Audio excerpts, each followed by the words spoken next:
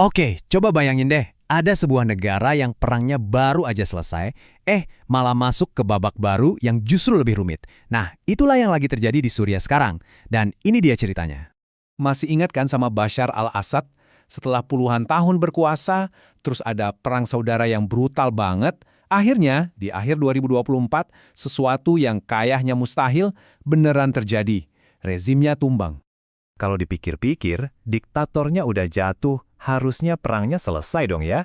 Nah, di Suriah, ceritanya ternyata nggak sesimpel itu. Malah, ini jadi awal dari masalah yang sangat sekali baru.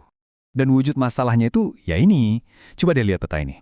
Suriah di awal tahun 2026 itu udah kayak satu negara. Tapi anehnya, terbelah jadi dua dunia yang beda banget. Oke, sekarang kita coba bedah ya, siapa megang apa. Soalnya, disinilah letak keanehannya. Pertama, coba perhatian area yang warna hijau ini. Nah, ini dikuasai sama pemerintahan transisi yang baru. Mereka pegang ibu kota, kota-kota besar, mayoritas penduduk, ya pokoknya pusat-pusat kekuasaan deh. Kelihatannya sih mereka yang jadi bosnya ya kan? Eits, tapi tunggu dulu.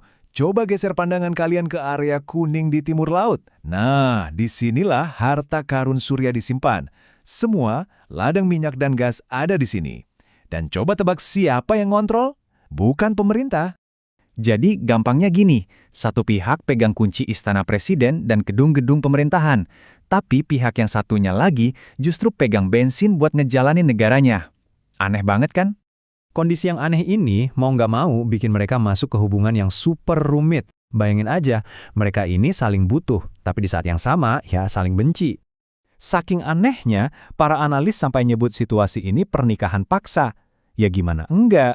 Dua pihak ini terpaksa harus hidup bareng, karena kalau nggak gitu, dua-duanya bisa sama-sama hancur. Oke, jadi begini cara kerjanya.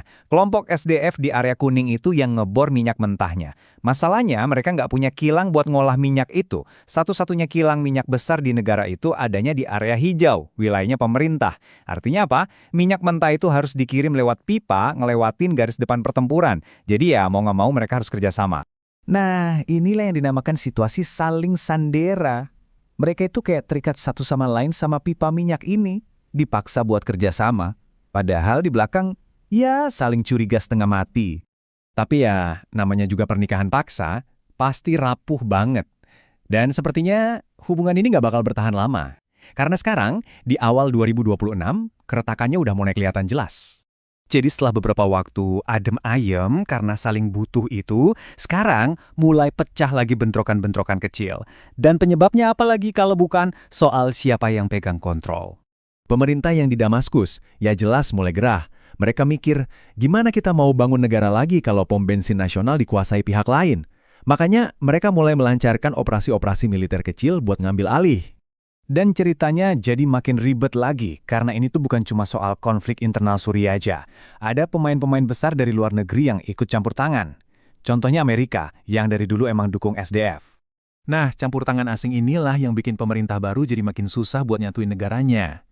Suriah itu jadi kayak sebuah puzzle raksasa, tapi kepingan-kepingannya ditarik-tarik arah yang beda-beda sama banyak tangan. Jadi gimana nasib Suriah ke depannya? Bisa dibilang, jawabannya ada di ujung pipa minyak ini.